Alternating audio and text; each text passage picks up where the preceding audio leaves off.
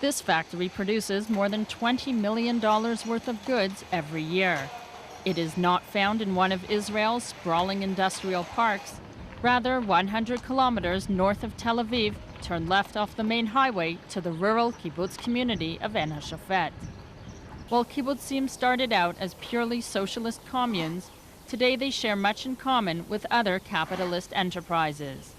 And though they began as farming communities, today only 15% of members work in agriculture. Kibbutzim have come to the top third percentile of income in the country.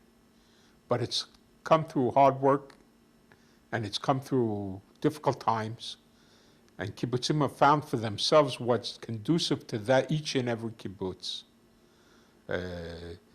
We took a long time in finding what would be the best type of thing for our factories. And we suffered a lot for that in the course of the time. Eventually we found it, we hit the right thing, and we're doing it correctly. Today there are more than 250 kibbutzim in Israel. During the last decade, many were not able to maintain the traditional communal way of life and took the decision to privatize. Members in those kibbutzim complained that the workload and responsibilities of the community were not shared out equally and fairly. Today it's very clear that if the kibbutz will not be able to be the best capitalistic organization in the capitalistic world, it would not be able to hold the socialist environment inside. Therefore, all our efforts are made very strongly towards gaining as much as we can from each human being for the income for everybody. We know that if we won't be able to get the best effort from everybody, we will not be able to maintain the kibbutz. Ein Hashofet prides itself as still being a kibbutz in the true sense of the word. And even so, in the dining hall, a payment system has been introduced. Although many members were against this development, they now agree there's less waste and more money for other projects. I always believed in the kibbutz, and I still believe in the kibbutz.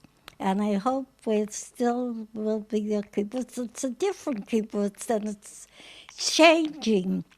But it's a good change, because a community that doesn't change grows old.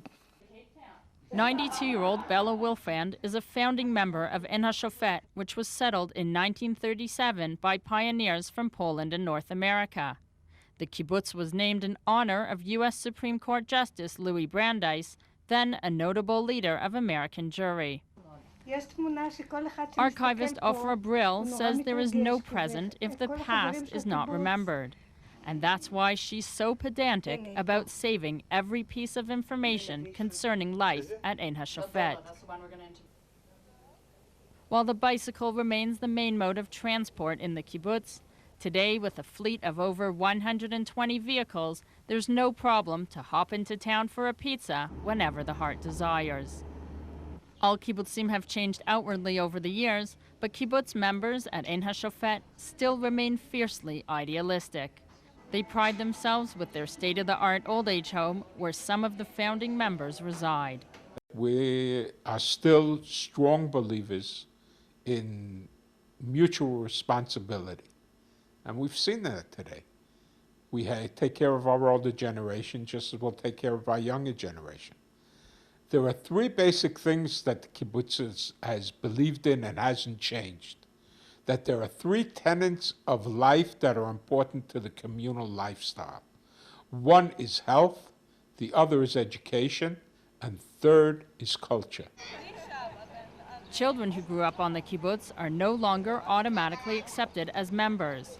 And while some make the effort to continue their parents' way of life, many leave the nest. Oh, my kids, that's another story. That's a difficult question. My kids at a certain point, they're probably going to find their way to the United States for a while. The last 2 years has seen the first rise in kibbutz population. Today, the talk of Ein Hashofet is the completion of new houses for people who want to join the community. The Ulpan, where new immigrants learn Hebrew, has also proven to be a source of recruitment for the kibbutz. All my life I lived in a big city, and I never thought to stay here, but when After 10 months, I realized that this is a really great place. This is such a unique society that you have to always choose day by day to want to be a part of it. And I hope that whoever lives here keeps on asking himself if it's the right place for him. Despite the lean years, kibbutz members at Ein Hashofet believe the kibbutz is going from strength to strength and will continue to contribute to Israeli society for years to come. For IBA News, this is Viva Press.